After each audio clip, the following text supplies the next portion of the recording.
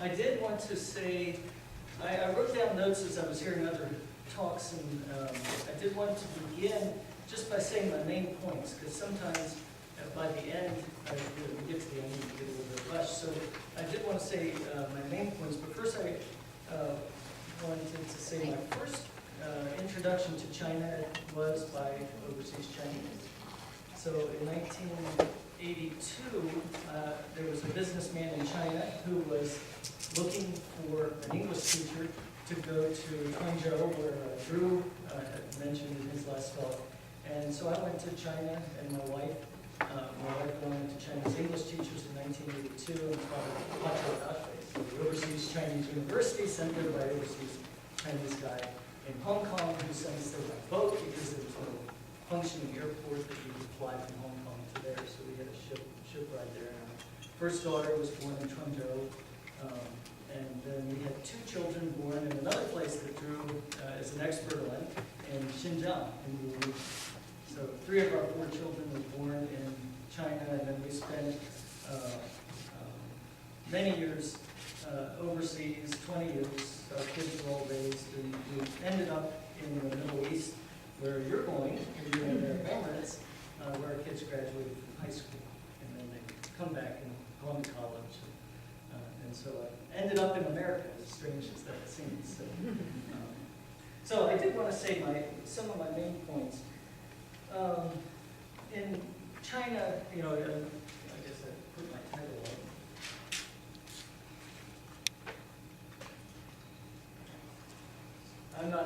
Mine isn't quite as fancy as Drew's, so you just lower your expectations.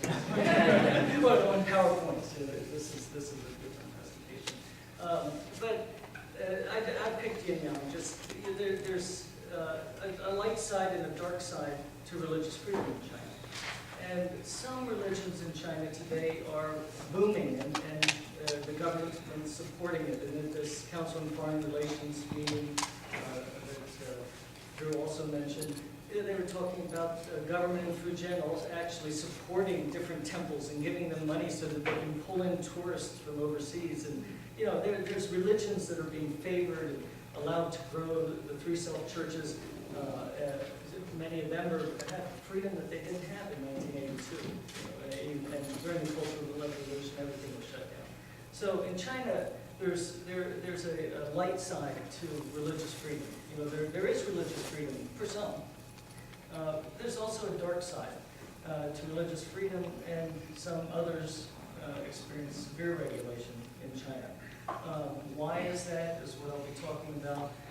But I wanted to mention that my presentation is trying to put China in a global perspective. So I'm not a China expert. I don't know that I'm an expert in any country. I just know a little bit about a lot of things. So that makes me dangerous in some levels. But I hope that I think it's useful. I know some things about China. I know some things about the Muslim world and the Orthodox world.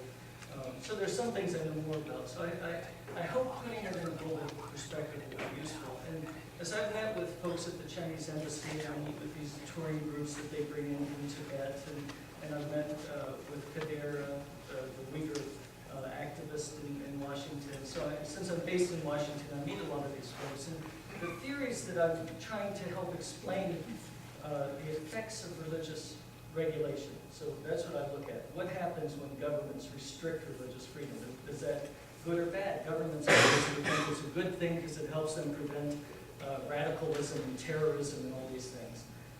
But what I've found is that the more governments restrict religious freedom, the greater grievances boil up within religion itself, and religion being the powerful motivator of people that it is through all religions, that when you make people feel grieved about their religious beliefs, that can turn into violence, and especially when a government uses violence against religion, that builds up more grievances, and also sets one group against another. So in Tibet, where they reckon that the Chinese government recently made a big deal over recognizing the Panchen Lama and elevating him, and they brought him out of the closet.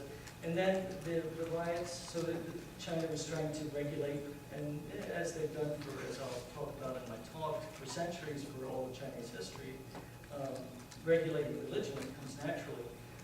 That the riots in Tibet last year followed some of these actions taken by the Chinese government. Maybe it's not a one-to-one relationship, but they followed it. And then the Chinese clamped down, making more grievances among the Tibetans, but they won a lot of public opinion points among the Chinese populace, because now the Tibetans aren't just peaceful, Buddhists, they're violent people who are killing Han people in the streets of Lhasa and other cities throughout China. So that sets up a cycle where you've got grievances among religious people, and then the government steps in, they crack down on them. The rest of the population starts saying, oh, I'm glad the government took care of them because they're a danger to us. And then you get this cycle of persecution. And what I've talked about with folks at the Chinese embassy and these visiting groups is that may seem logical to the Chinese to just use force to control religion and keep trying to restrict religion like they're doing in Xinjiang more and more. But there's other models out there they need to consider, such as the Israeli model. So China's trying to flood Xinjiang and Tibet with Han people. Well, that's what's happened in Israel, and you've got just a stalemate, a demographic battle going on trying to populate Israel enough so that they push out all the Muslims and Arabs and Palestinians, but at the same time, those Palestinians keep trying to have more and more babies and keep hold of that land. So it's hard to predict what happens when you start making religion the focal point, as it is in Israel, where they're trying to. It's a Jewish state. This is a Jewish homeland, so religion is central. So it's important. Some of the research. Making this research known to Chinese political leaders so that they can understand what happens when you over-regulate religion. That's my first point, and I'll talk about that some more. Religion, I mentioned that religion in China has been regulated, it's just a natural thing. Minister of Rights, there was from the Ming Dynasty, and then the Qing Dynasty inherited some of these regulations that they came out with a list of regulations called Against Heresies of Religious Leaders or Instructors and of Priests. And this was a set of regulations that was published in the dynasties to help the Minister of Rights know how to take care of religious groups that might be a threat to the government. And